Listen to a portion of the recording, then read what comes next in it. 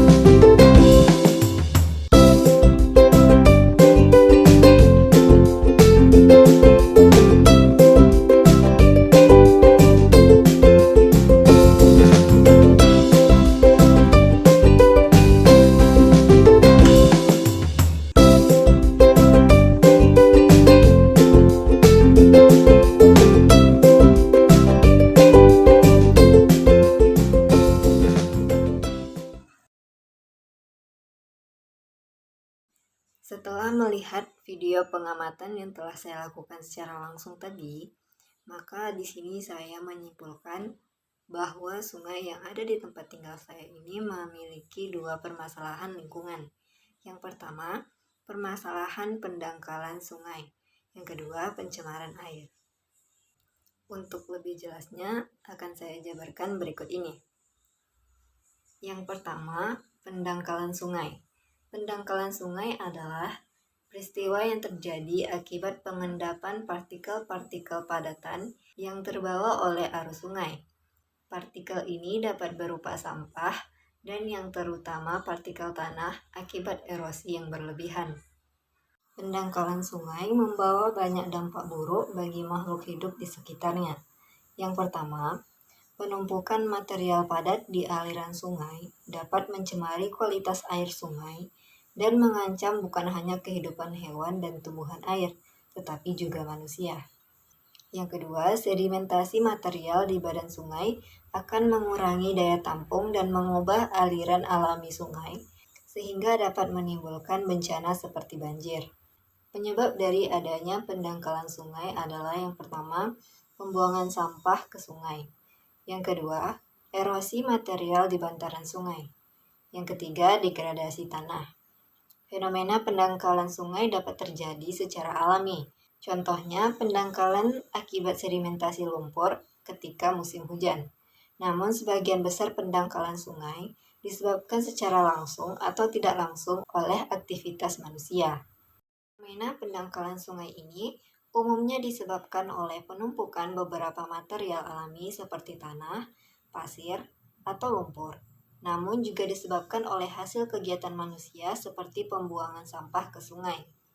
Pendangkalan sungai merupakan salah satu masalah lingkungan yang kurang diperhatikan, sehingga hal ini berdampak kepada masyarakat yang kehidupannya bergantung kepada sungai. Pendangkalan sungai akan menyebabkan daya tampung volume air semakin berkurang. Sendiri, pendangkalan sungai ini terjadi akibat pembuangan sampah secara sembarangan ke sungai. Hal ini dikarenakan pemukiman warga membelakangi bantaran sungai, sehingga sampah-sampah aktivitas rumah tangga dibuang secara sembarangan ke sungai. Penyebabnya antara lain adanya semak-semak, sehingga aliran air sungai terhambat. Ada beberapa upaya yang dapat kita lakukan untuk mengatasi kerusakan daerah aliran sungai akibat pendangkalan sungai. Yang pertama, larangan tegas untuk tidak membuang sampah ke sungai. Yang kedua, pelarangan warga untuk tidak mendirikan bangunan di bantaran sungai. Yang ketiga, penentuan daerah aliran sungai sebagai daerah wisata. Yang keempat, penghijauan di daerah hulu sungai sepanjang daerah aliran sungai. Dan yang terakhir, penerapan sanksi kepada warga yang membuang limbah ke sungai. Yang kedua, pencemaran air. Pencemaran air adalah suatu perubahan keadaan di suatu tempat penampungan air seperti danau, sungai, lautan, dan air tanah akibat aktivitas manusia. Pencemaran air dapat disebabkan oleh berbagai hal dan memiliki karakteristik yang berbeda-beda. Yang pertama, meningkatkan kandungan nutrien yang dapat mengarah pada eutrofikasi. Yang kedua, sampah organik seperti air comberan menyebabkan peningkatan kebutuhan oksigen pada air yang menerimanya, yang mengarah pada kurangnya oksigen yang dapat berdampak parah terhadap seluruh ekosistem. Yang ketiga, industri membuang berbagai macam polutan ke dalam air limbahnya, seperti logam berat, toksin organik, minyak, nutrien, dan padatan. Air limbah tersebut memiliki efek termal terutama yang dikeluarkan oleh pembangkit listrik, yang dapat juga mengurangi oksigen dalam air. Yang keempat, seperti limbah pabrik yang mengalir ke sungai, seperti di Sungai Citarum. Yang kelima, pencemaran air oleh sampah. Dan yang terakhir, penggunaan bahan peledak untuk menangkap ikan.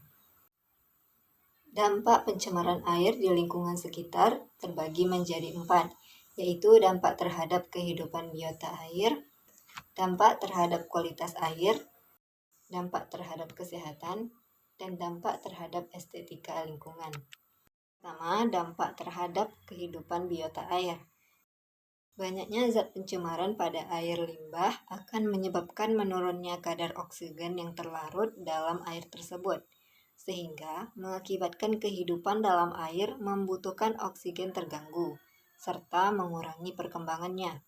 Akibat matinya bakteri-bakteri, maka proses penjernihan air secara alamiah yang seharusnya terjadi pada air limbah juga terhambat.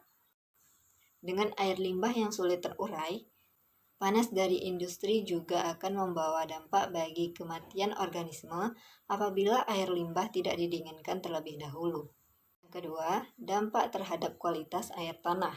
Pencemaran air tanah oleh tinja yang biasa diukur oleh facial coliform telah terjadi dalam skala yang luas. Hal ini dibuktikan oleh survei sumur dangkal di Jakarta. Banyak penelitian yang mengindikasikan terjadinya pencemaran tersebut. 3. Dampak terhadap kesehatan. Peran air sebagai pembawa penyakit menular bermacam-macam, antara lain air sebagai media untuk hidup mikroba patogen. Yang kedua, air sebagai sarang insekta penyebar penyakit.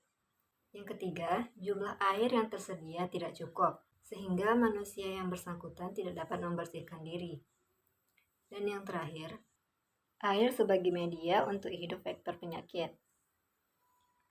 Yang keempat, dampak terhadap estetika lingkungan. Dengan semakin banyaknya zat organik yang dibuang ke lingkungan perairan, maka perairan tersebut akan semakin tercemar, yang biasanya ditandai dengan bau yang menyengat, di samping tumpukan yang dapat mengurangi estetika lingkungan. Masalah limbah minyak atau lemak juga dapat mengurangi estetika lingkungan.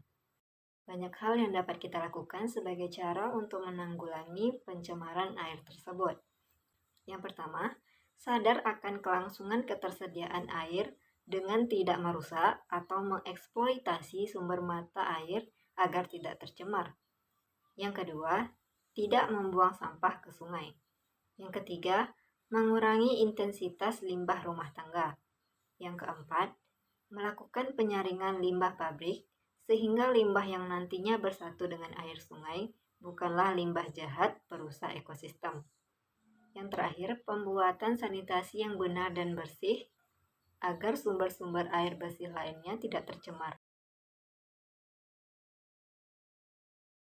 Dari video pengamatan atau observasi lingkungan yang sudah saya lakukan, terlihat bahwa kondisi sungai yang sudah tidak layak lagi, di mana terlihat air sungai yang sudah keruh dan terjadi pendangkalan sungai. Hal ini disebabkan oleh sampah-sampah rumah tangga yang dibuang secara sembarangan ke sungai, sehingga menimbulkan permasalahan di lingkungan sungai tersebut. Pada pengamatan kali ini, saya melakukan di beberapa bagian dari sungai tersebut. Ini merupakan bagian lain dari sungai tersebut, namun kondisinya tidak jauh berbeda. Arusnya tidak lagi mengalir dikarenakan sampah-sampah dan juga semak-semak yang menghalangi aliran air sungai.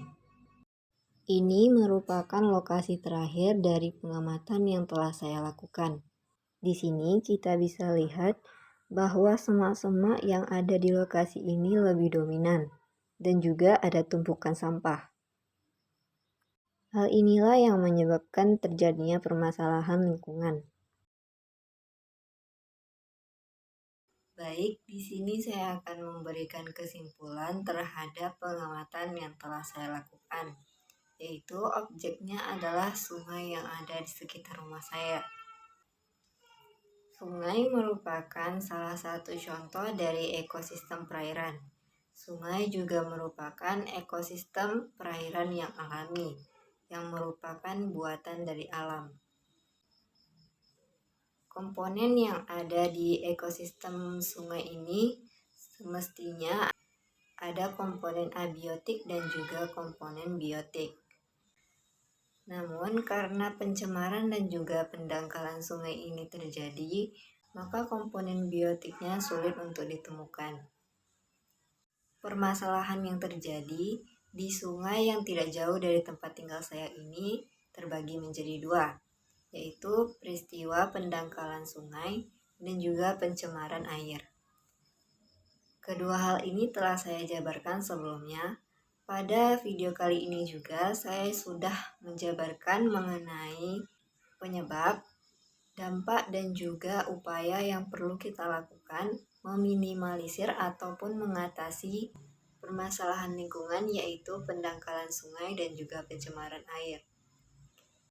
Seperti yang sudah saya sebutkan tadi, pada video kali ini saya sudah menyebutkan penyebab dan juga dampak dari peristiwa atau permasalahan lingkungan, pendangkalan sungai dan pencemaran air ini, bertujuan jika di daerah teman-teman belum mengalami hal yang seperti ini, maka teman-teman dapat mencegah dengan cara mengantisipasi dari penyebab-penyebab yang sudah saya sebutkan tadi, dan agar terhindar dari akibat yang akan dirasakan jika pendangkalan sungai dan juga pencemaran air ini terjadi pada sungai yang ada di tempat tinggal teman-teman.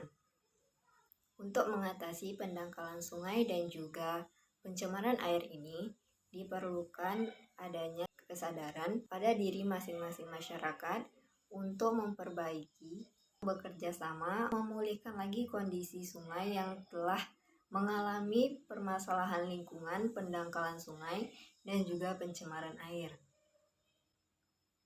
Langkah selanjutnya, upaya yang dilakukan oleh pemerintah juga diperlukan. Apalagi hal ini juga menyangkut masalah orang banyak atau masyarakat. Saran yang bisa saya sampaikan pada video kali ini adalah jagalah lingkungan dengan baik agar kita masih bisa merasakan manfaatnya untuk waktu yang cukup lama. Demikian kesimpulan dari saya. Semoga video ini bermanfaat bagi orang banyak. Saya mohon maaf jika terdapat kesalahan dalam berkata-kata. Saya akhiri dengan wabillahi taufiq wal hidayah. Assalamualaikum warahmatullahi wabarakatuh.